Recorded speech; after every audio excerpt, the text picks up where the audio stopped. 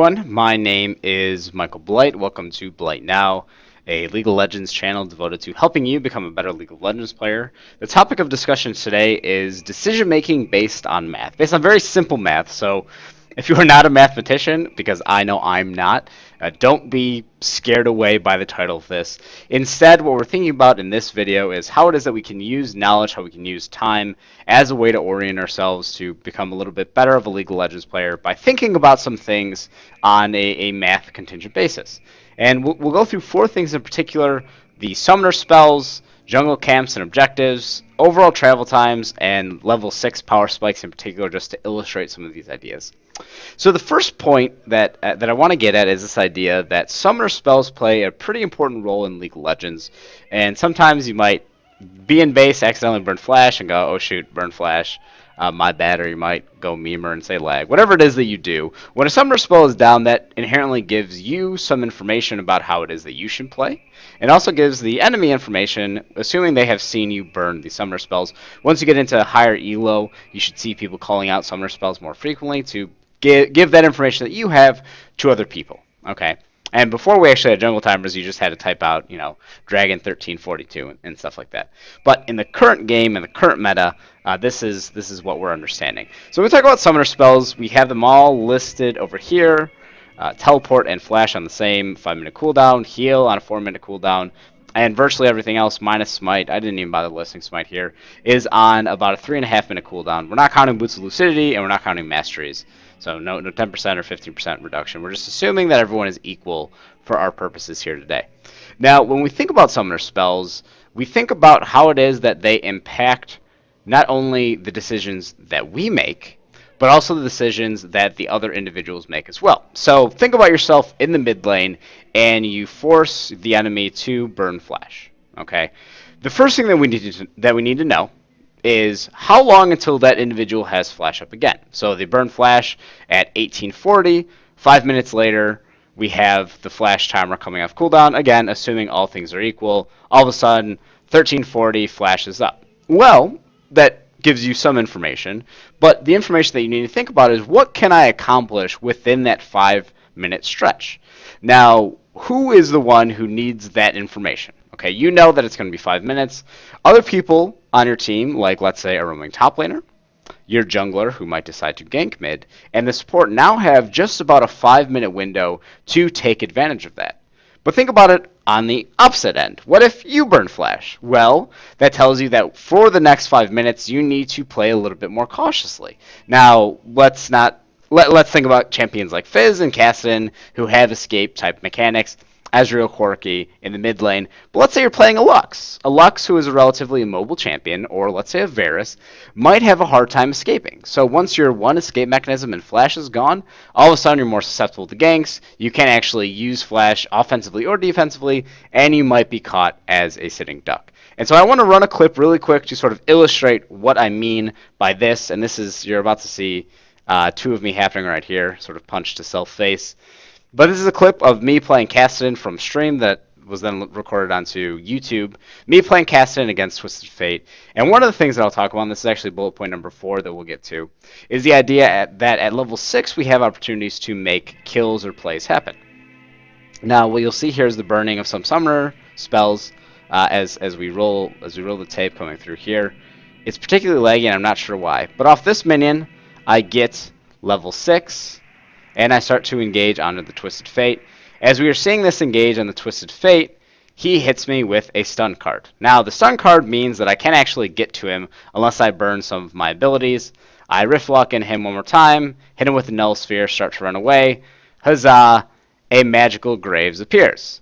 Now, when the Magical Graves appears, I have to then use my Rift Lock again, use Flash, and I've used Ignite. Now, based on Huzzah, this information that we have from before, we start to understand, we start to know that we have to sort of reframe what it is that we can do. On a champion like Kassadin, summoner spells burn, not the end of the world. Okay, so that's point number 1.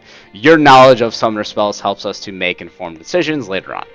Point 2 that we need to get to in terms of making decisions based on this very simple math is that jungle camps have, as we sort of see in this corner here, all jungle camps and everything operate on a specific type of timer. Now, regular jungle camps, whether it be the Krugs, or the Wolves, or the Raptors, or the Raptors and then the Wolves, and then the Gromp, all of them operate on a 1 minute and 40-second timer, in that if you kill the Raptor camp in 1 minute and 40 seconds after the main camp dying, it will respawn. Okay, straightforward.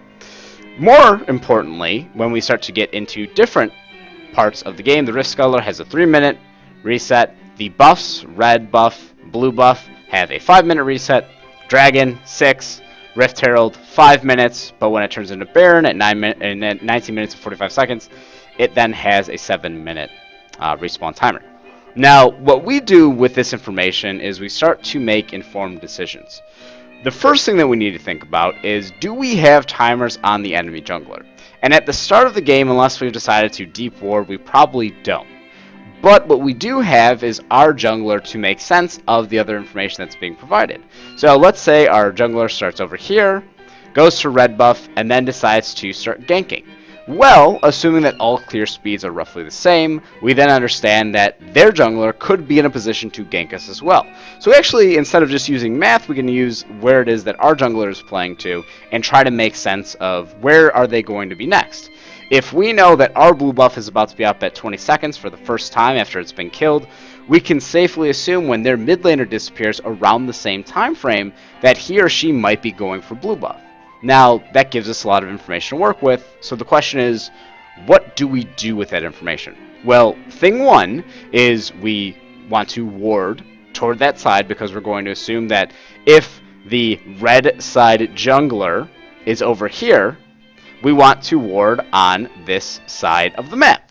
And the reason for that is we are more likely at that time to get ganked by someone from that side, simply based on the sheer virtue that that person is most likely there. Okay, so we've established that. We can use these jungle camps and these jungle objectives, but we can also use math as a way to make sense of traveling routes. And when we talk about traveling, it's very important to note that each champion in the game has a specific movement speed at the beginning of the game, starting from the very minimum of 325 movement speed all the way up to 355, which is the max movement speed. So when we talk about movement speed, we want to think about how long it takes not only to catch up to people, but how long it takes to get from base to certain parts on the map. And since the map is symmetrical, it actually makes it a little bit easier for us. We could think about the main base, the main base, the little rift that we're on. We can think about this as point A. So blue side has point A, red side has a point A as well. And we also, just for the sake, because the map, if we were to fold it in half, it would be perfectly symmetrical.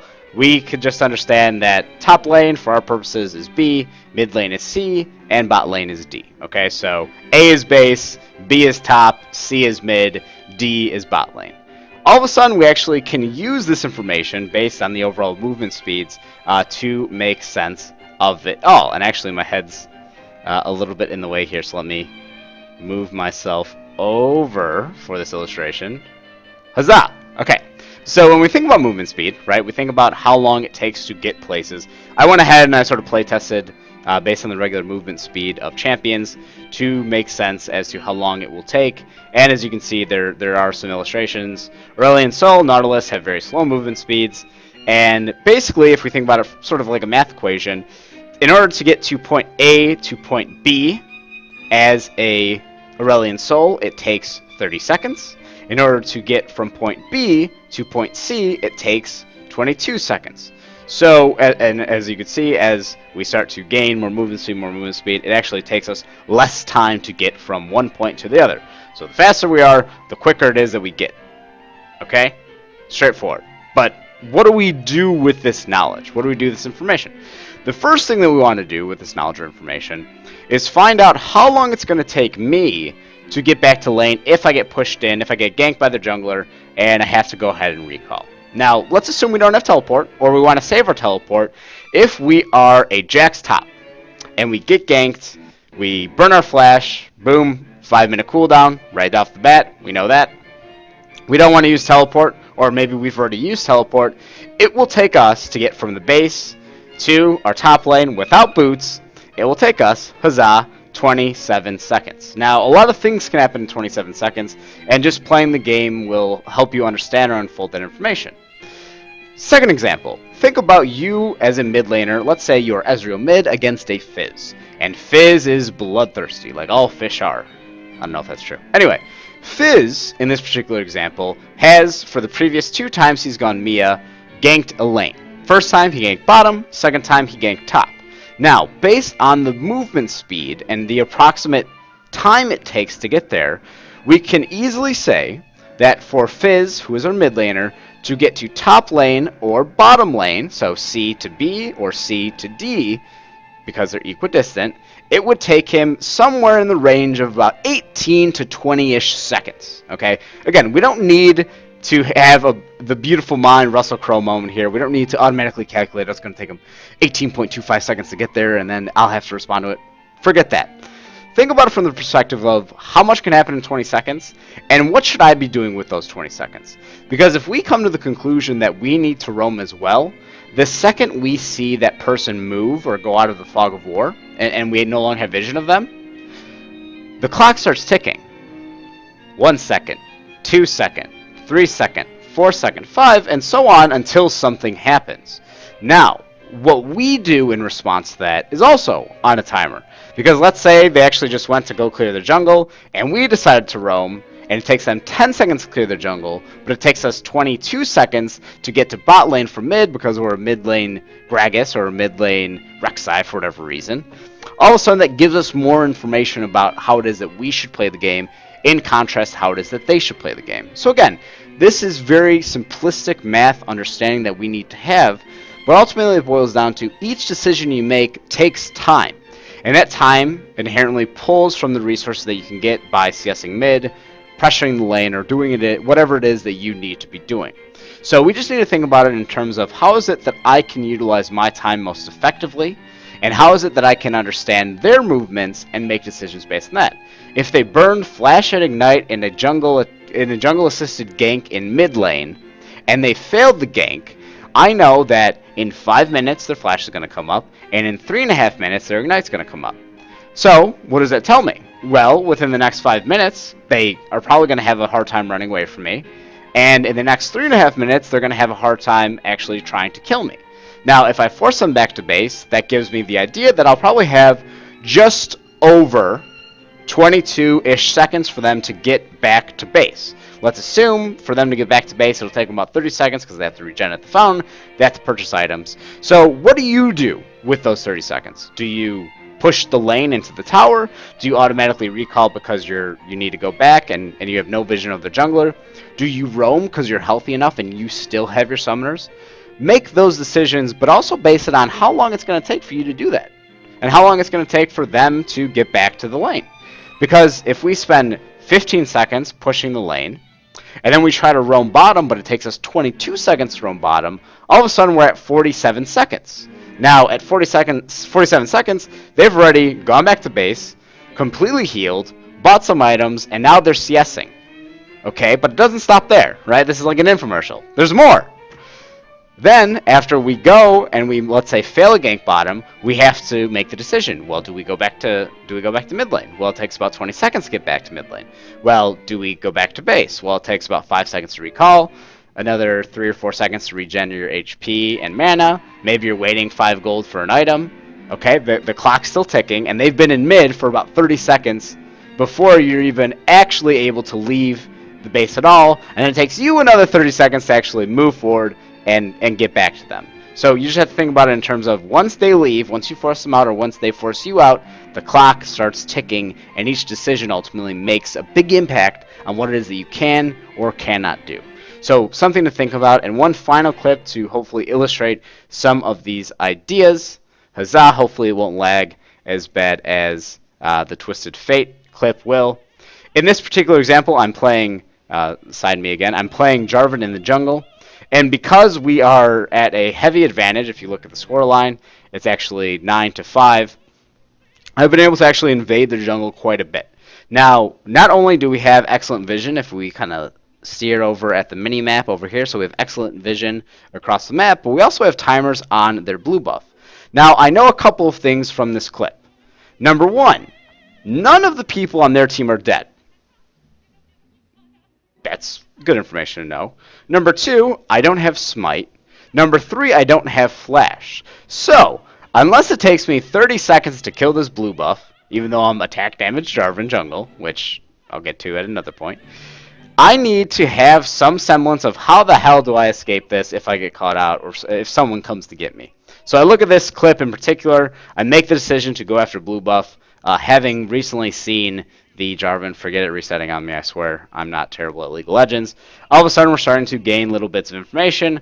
The Maokai is over here, the Karma and Twitch are in mid lane. I'm going to go ahead and take this. Boom, I take it at 20 minutes and 7 seconds. Basic math tells us that at 25 minutes, huzzah, we're going to have the opportunity to take their blue buff once more. So the more information that we have, the more timers that we start to calculate, the easier it is for us. If you are a Devourer jungle, and in order to get stacks of Devourer, you want to take the Rift Scuttler, every 3 minutes you could just make the mental note. I killed it at 12:30. 15:30 it's going to be there. If it takes me 10 seconds to get it, then that makes me 15:40, which means that 18:40 comes, I have another risk scuttler to kill. Use that as a basis to start thinking about your tendencies. If you are on the top side of the map and you see that bottom is very easy, very susceptible for a gank, keep in mind it's going to take you at least 35 seconds to get there. So when you're making that note, you go, oh man, bot lane is so free for a gank. And you're on the top side of the map, it's going to take you a while. Will they be so gankable by the time you get there? And if not, should you invest your time elsewhere? Should you gank mid lane? Should you farm? Should you take top? But use time as a basis to make really concerted decisions and figure out what it is that you need to be doing better, more efficiently, and of course more effectively. That's all. Make sure you like, subscribe. I'm going to keep putting out more content like this, so if you have any cool ideas for videos, please let me know. Otherwise, talk to you soon.